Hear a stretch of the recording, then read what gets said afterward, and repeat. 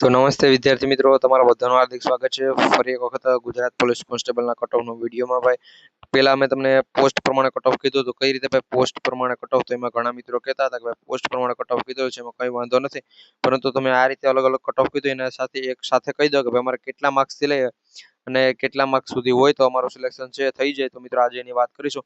આ તમામ કેટેગરીની આપણે વાત કરવાના છે અને 40% વાળો જે પણ નિયમ છે રદ થાય તો થાય કે નહીં.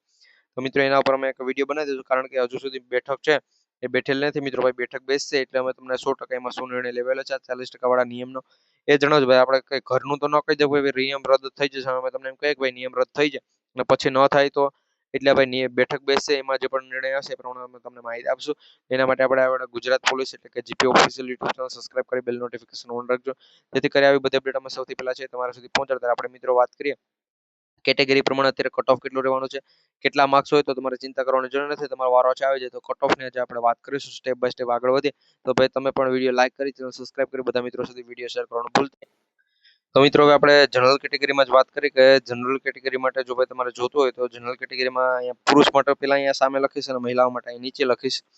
તો પુરુષ માટે જો મિત્રો જોતું હોય તો 120 સોરી મિત્રો 100 તમારે 110 થી લઈ અને 120 પ્લસ માર્ક્સ હોવા જોઈએ. કેટલા? 110 થી 120.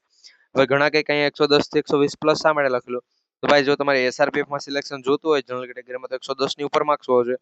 અને ઊંચામાં ઊંચી પોસ્ટ એટલે બી નથી એમ જોતું હોય તો 120 એટલે 125 ની ઉપર માર્ક્સ હોવો જોઈએ. હું લખી જ આપું 125. બાકી ઘણા કે નહીં ભાઈ.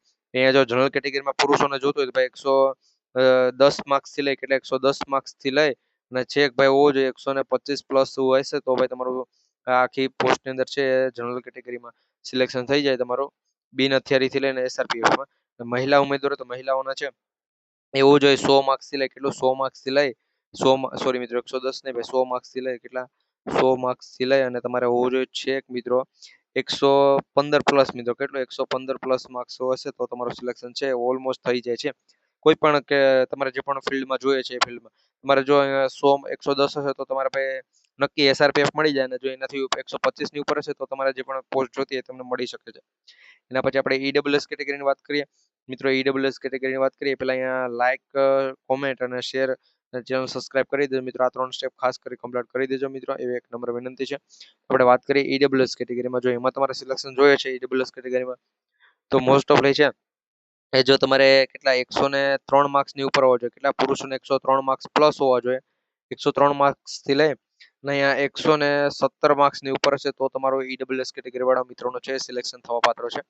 અને મહિલા હોય તો મહિલાઓના શેક મિત્રો અહીંયા વાત કરું તો 97 માર્ક્સ થી લઈ કેટલા 97 માર્ક્સ થી લઈ 97 થી છેક મિત્રો તમે જો જોવા જાઓ તો તમારે અહીંયા 115 114 115 પ્લસ માર્ક્સ હોવા જોઈએ તો મહિલાઓનું સિલેક્શન છે થઈ જાય છે. એના પછી વાત કરીએ આપણે ઓબીસી કેટેગરી માટે મિત્રો. ઓબીસી કેટેગરીમાં ભાઈ પુરુષોની જ વાત કરું છું. મહિલાઓ માટે ભાઈ ઓબીસી કેટેગરી મહિલાઓને કોમેન્ટ કરવાનું કીધું હતું, પરંતુ એ કોઈએ પણ ભાઈ કોમેન્ટ નથી કરેલી. ફક્ત અને ફક્ત 3 મહિલાઓએ કોમેન્ટ કરેલી હતી કટ ઓફ. તો ભાઈ એના માટે ઓબીસી કેટેગરીને આપણે કટ ઓફ જ નથી લાવેલું મિત્રો. ઓલમોસ્ટ આના પહેલાના વિડીયોમાં કીધેલું છે, પરંતુ એ સંભવિત હતો મિત્રો. અહીંયા ફાઇનલ ફિક્સ જે પણ કટ ઓફ છે નથી કીધેલું તમને.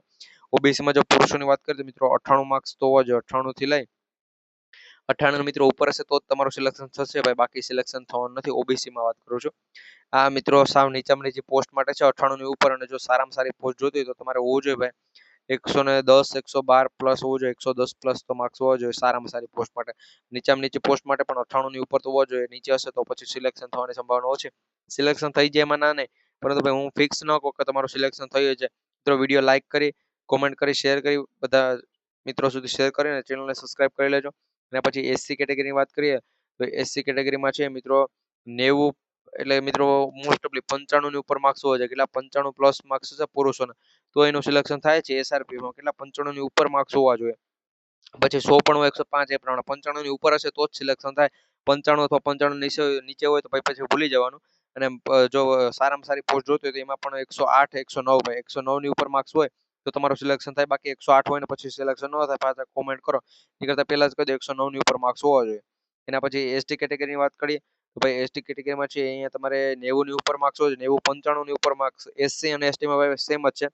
અહીંયા થોડાક 1-2 માર્ક્સ નીચે હોય. જેમ કે આપણે વાત કરીએ તો એસસી કેટેગરીમાં જો કોઈનું સિલેક્શન છે એ 98 માર્ક્સે 95 માર્ક્સે થાય 98 માર્ક્સે થાય તો અહીંયા એસટી કેટેગરીમાં છે 95 માર્ક્સ એ પ્રમાણે રહે. બાકી મિત્રોમાં કોઈ મોટો ફેર પડે નહીં.